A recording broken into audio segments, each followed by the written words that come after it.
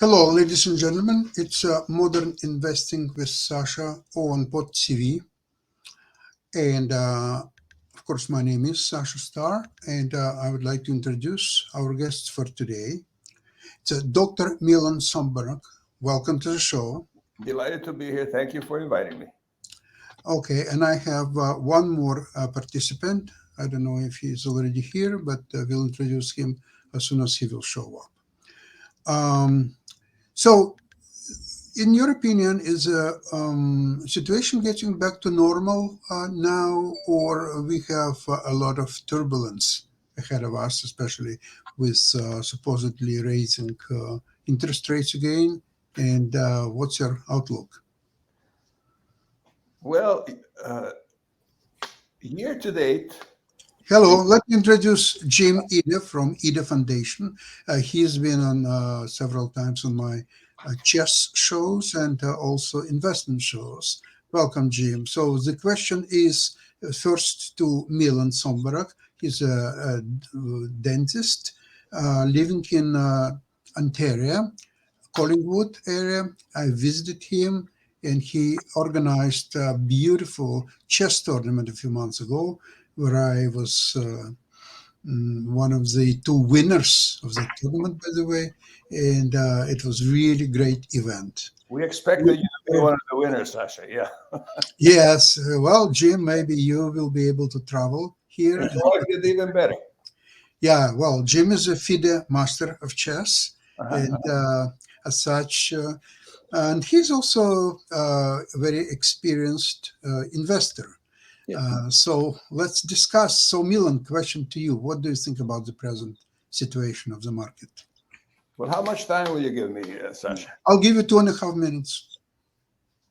Three How and a much? half. Three Three and and a a half? half minutes. Well, it's not enough, but we'll start. Okay, 4 minutes. You Year got it. to date, the Toronto Stock Exchange is down almost 9%. Year to date, the S&P is down almost 20%. And year to date, the NASDAQ is down almost 27%. We're definitely into a bear market, which people with our mindset use to buy bargains. So that if we take the money which we are going to need in the next couple of years for essentials and for any travel plans, and if we're going to buy a car and that sort of thing, if we take that money and keep it out of the market and only invest any difference in the market by buying the US market, that's important. The US market has done better than any other market for over 200 years, and invest in the US market. Not this year, though. All right. Sorry? Not this year.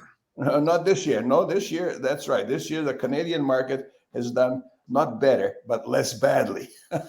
Less badly. So we have to think long term. Intelligent investors ignore short term uh, activity and they think long term. So they don't invest money they're going to need in the next couple of years. The rest is invested in the market because it has given, without cherry picking, the best returns for over 200 years. That the studies have been done that show that comparing the stock market global securities to bonds, to stamps, to violins, to gold, to silver, nothing has matched the market for over 200 years, and it's liable to remain that way. Now, since you're giving me a little more time, may I speak a little bit about what I call troublesome investing facts? Yes, please. Which apply all the time. Troublesome investing facts. 40 years ago, there was about 1 hour of stock market news on television. 40 years ago, about 1 hour, mostly drivel. Mostly drivel. If people paid no attention to it, they wouldn't be any worse off. Today, there are 18 hours of stock market news that people can see on television, and also mostly drivel. Now, time is an irreplaceable resource. So therefore, not watching what people are saying, such as this program, maybe? No. This program, we need it to be, to have some actionable recommendations. So 18 hours today, including this program, but this program is going to have some actionable recommendations. I'm going to start out by talking briefly about initial public offerings. IPOs after 3 years. After 3 years, IPOs return are almost always negative. Who is launching IPOs? People who are cashing in their chips. People who know a lot more about that company than we will ever know. They're insiders.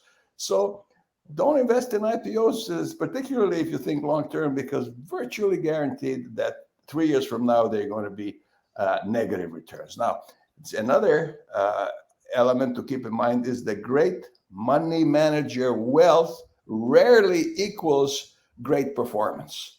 It all has to do with assets under management. And some of these great money market managers are able to get a lot of people to invest in them. I don't understand this 2 and 20 thing where they take 2% of your entire portfolio and they had nothing to do with the size of that portfolio. They take 2% of it and then they take 20% of any growth if there is any, but they don't share in the losses. So great money manager wealth rarely equals great performance. We shouldn't judge money managers based Milan, on I their would like to add something to that. I just seen it on one of these investment programs on television, and they analyzed performance of the greatest fund manager or Yeah, yeah. something. Well, You we know saw it probably, yeah? it. And they said that the greatest one phrase common for all great money managers, hedge fund managers, mutual funds managers, and so on. The number one factor is their ability to raise money. It's nothing to do with stock picking technique or trading technique. It's nothing. Just raise money. Keep raising money, and that's all what you have to do to become a great money manager. Wall Street is more about marketing than it is about investing. It's entirely a marketing thing. Yeah. So now, two more points I want to make. One is that after taxation and inflation, bonds are almost always negative. The bond market is larger than the stock market, and it works all right for government pension plans, which are huge, and for university endowments and churches and operas and orchestras and so on. But if you're paying income taxes after inflation, taxation, bonds are almost always a negative return. And we discourage our members from ever owning bonds. They don't even know how to spell the word. And the final statement that I want to make, beating the market over the long term is almost impossible. There's a program called SPIVA, which stands for S&P 500 versus active investing. And it shows that over the course of a market cycle, which is peak to trough to peak, over 90% of money managers cannot equal the simple act of owning an exchange traded fund which tracks the S&P 500. And we can teach a high school student in less than 10 minutes how to do that. So if you need to make more than the market has returned, and that has been about 6.5% after inflation for over 200 years. We've had inflation during that period average just a little over 2%. It's now closer to 8%, but that's temporary. We've had much higher inflation in the 70s. So those are the points that I'd like to make that are actionable. Stay away from bonds, buy the U.S. market as a whole, stay away from initial public offerings, and stay away from, don't be impressed by great money manager wealth because it rarely equals great performance. So yeah, that's what I have to say. But Jim hasn't had a chance to say anything, Jim. So can we hear what Jim has to say? Yeah, but he's lucky one that he was listening to your words of wisdom. And but now, Jim, it's right. Well, before Jim starts, just one question: which orchestras don't need any government subsidies? You know? Zero. No, no, there are orchestras that don't need to function any government subsidies or any company subsidies or any subsidies whatsoever. It's orchestras which are playing weddings, bar mitzvahs, and funerals and all that stuff. They don't need subsidies. They are functioning well on their own. Yeah. However, Jim, please say what you want to say about this present state of market and what's your experience in this market. Well, thank you for the opportunity. And also, I agree with so much of what I just heard from Milan. And, definitely IPOs are for the smart money, and you're never going to beat the smart money. And, you'll always end up taking the short end of the stick when you're competing with them. I also think I do own some bond funds, but for me, it's not to grow my portfolio. It's the preservation of principle, and I think every portfolio needs to have some uh, conservative investment that is all about preservation of principle. I also have some gold, and I don't expect growth, although there has been quite a bit of growth in gold. Um, but that's not where I expect to increase my portfolio. I do have index funds that track the market because I agree completely. The market is the best bet, and I'm not trying to outsmart it. The only time that I vary from that approach is when I think I have an inside knowledge, not insider trading type of thing, but I know a particular field very well and I know a company that is poised to do well in that field. And the other type of variance that I will use is because I think there's smart money, what I call smart money, and that I call lemmings, people that follow trends rather mindlessly. So when a stock is being built up, they buy and they buy high. And when a stock is getting beat up, they sell and they sell low. Yeah. That includes Bitcoins as well? I don't do anything with the cryptocurrency. No. I've stayed away from that. And people have made massive amount of money and they've lost a massive amount of money. And if I don't know a subject well enough, I stay away from it. Oh, there is a great comparison between gold as a store of value and cryptocurrencies, let's say Bitcoin, Oh, gosh. also a store of value.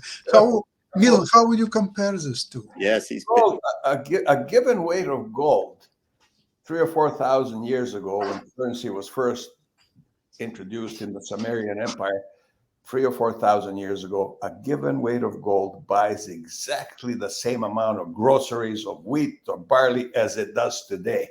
Has the same purchasing power, which is commendable, and we should have some for the protection, as Jim says, but not to make money. Now it fluctuates, and during those fluctuations, some people have made money. But cryptocurrencies, we say we have 6 habits which we pay attention to. The last one of which is, if you cannot explain something to a 10-year-old, don't get into it. I could not explain cryptocurrencies to a 10-year-old. There's over 1,000, close to 20,000 cryptocurrencies.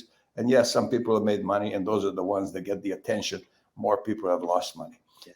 The people who sell these things always make money. Wall Street always makes money. So you saying basically that the gold could be considered as a store of value? Yes. Because in the last 4,000 years, it definitely demonstrated exactly that.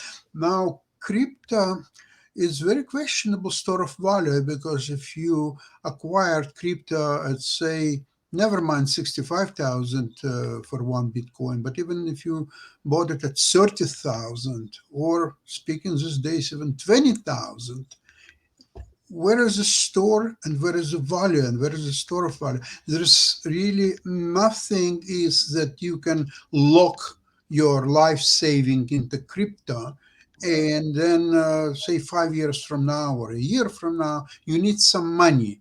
Can you take your crypto and buy groceries or any any any like staples or just anything? It's Well, very money used to be backed by gold or silver for quite a long time. And then shortly after the Second World War, the governments of various countries met together, and the United States dollar became the currency, a backup currency, which was backed by the US government. Crypto is not backed by any government. And that's the appeal to some people. The fact that it's not backed by any government, it's not controlled, nobody can keep a track. That would interest crooks. That would interest people who want to avoid paying income taxes. But Milan, if you're always appealing to something that if you cannot explain it to 10 years old, then you don't want to deal with that. Crypto, in a way, could be explained to 10 years old. You know what is crypto? You've heard about greater fool theory, right? Yes, yes, that can be So, explained. so you can buy a crypto, and there is another fool that will buy it from you at a higher price. Would That's right. that be some Yeah, kind of explanation of it? the Yeah, great that's what I call lemmings. lemming. They, Yeah, they you follow. know, lemmings could be hurtful, Jim. I call it innocent money. I talk about smart money and innocent money. Oh, So that's a better choice of words. I'm going to write that down. Yeah. Also, write the loss of innocence.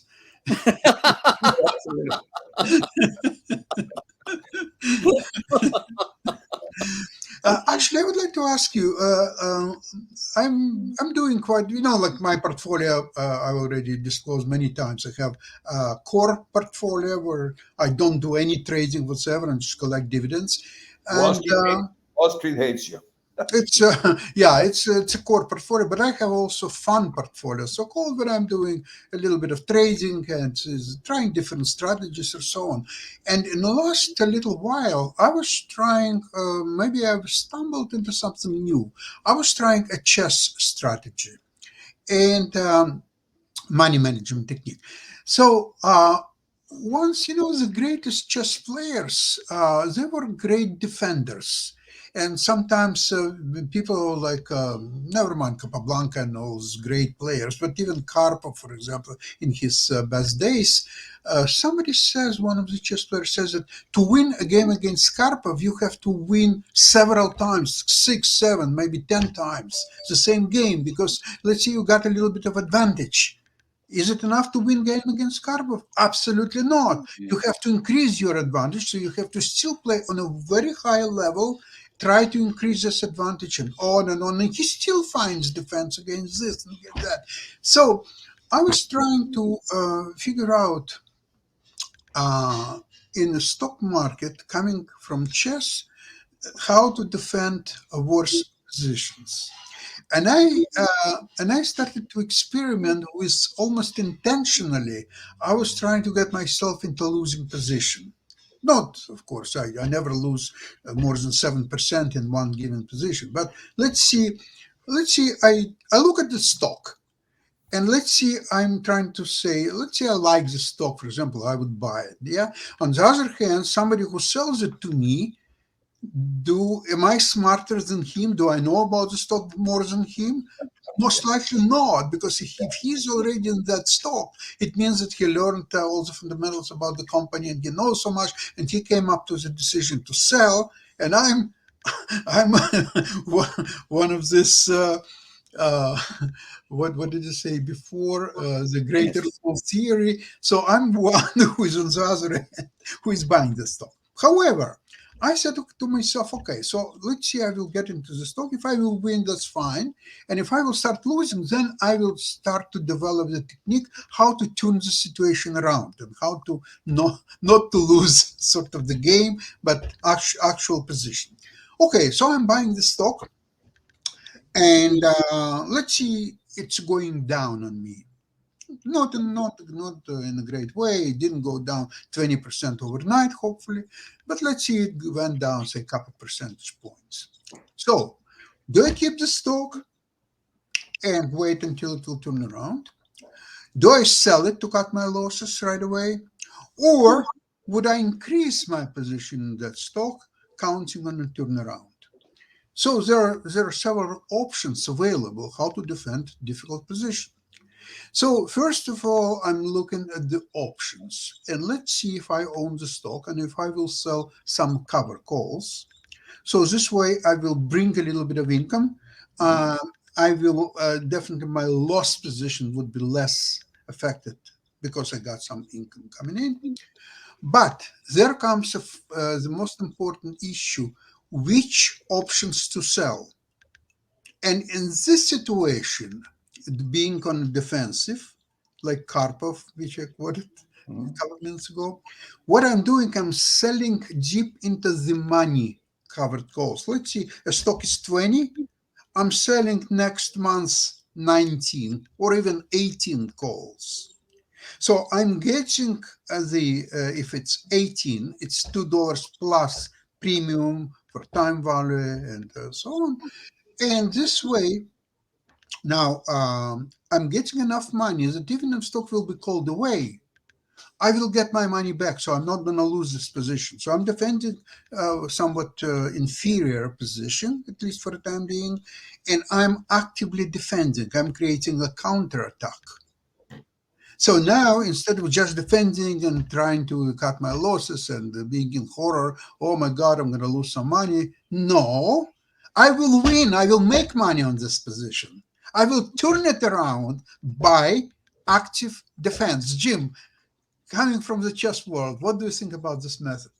Well, I have to share this one anecdote with, and Kasparov and Karpov were playing one of their matches, and they played some games in the United States, and I was there in New York at the Hudson Theater watching, and Yes, I was there Kasparov too. was winning the game, right, almost right out of the opening, and going into an ending, he made an inferior move, and Karpov played his move very emphatically, and got up and strode off the stage, and it was clear.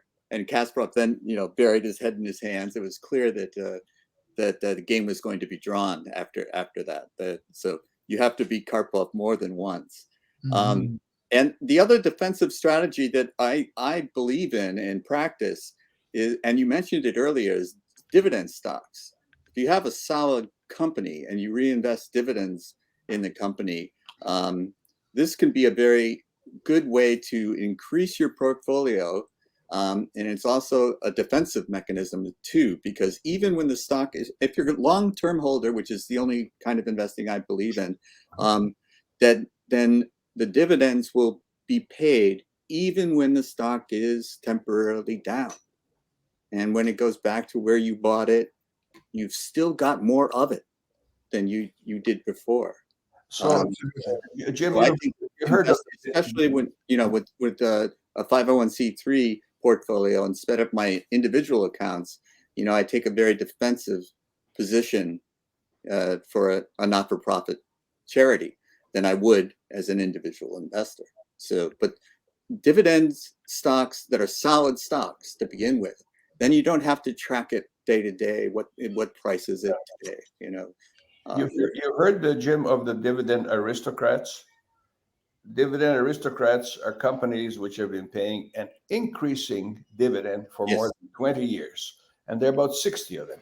Of the 5,000 or so securities listed on the New York Stock Exchange, about 60 are dividend aristocrats. You can buy an exchange traded fund which is entirely made up of dividend aristocrats, not pay any attention, live off the dividends. However, that those ETFs have not matched holding the American economy as a whole by buying an exchange traded fund which tracks the S&P 500, such as, let's say, SPY. So if you compare SPY to an ETF made up entirely of dividend aristocrats, SPY has done better. Yes, I think that most of what I do is to invest in the market broadly, Yeah, as you're talking about. exactly. Yeah. And but this is talking about a defensive position where you don't have to worry so much about the fluctuation of an individual stock. But I agree entirely. If you're looking for growth over time, back the market.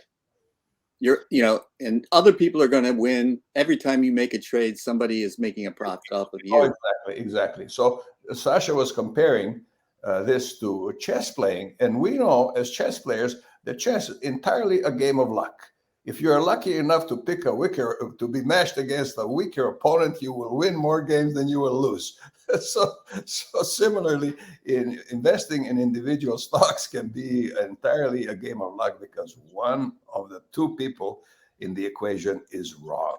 50% wrong. Who would drive a car knowing that there's a 50% chance of an accident? Yet people buy securities, and Wall Street loves them. Wall Street loves us to trade. I will give you an example though of where I do buy individual securities. Not so long. Well, it's been a while now. I can't remember how long ago, but IBM got some bad news, and IBM stock got driven below its blue book market value. And you could have sold the pieces of IBM and gotten more than what it was selling for. So the market had overcorrected, and this is what I call the innocent traders piling on, because when the stock started going down, everyone started selling. It was panic selling. And so that's when I bought. And I shared this with a couple of people who laughed at me, because why would I buy a stock like IBM? Well, IBM was a super solid company, and it was going to come back, and all this bad news was going to be forgotten. And of course it came back. It came back within a year. And so this is the type of opportunity investing that I think individual stocks, if you know that the company is solid. And I knew that IBM was not going to go bankrupt. Jim, Novavax is a great example of that. Novavax has just been tanking the entire year, yet it right now has more cash sitting in the bank than the stock is trading at. Yes. So, yes. And these all the companies that have earnings potential, not just potential, but have demonstrated earnings, and the market usually factors this in, but sometimes in the bad news and everybody gets hit. And if they got cash and they're going to keep making cash, then that could be a buying opportunity. Yeah. Absolutely. So maybe right now there is a buying opportunities with everybody's so skeptical and down, and with high interest rates.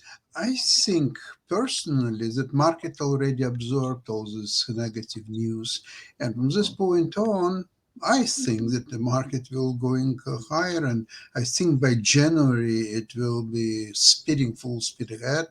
And with that, I would like to thank you, first of all, for participating in today's program. And I wish you and all our listeners a good week of trading. And we'll see you next Wednesday at the same time. Thank you so much, everybody. My name is Sasha Starr. Nice to meet you. Bye-bye, everybody. Jim, good to meet you.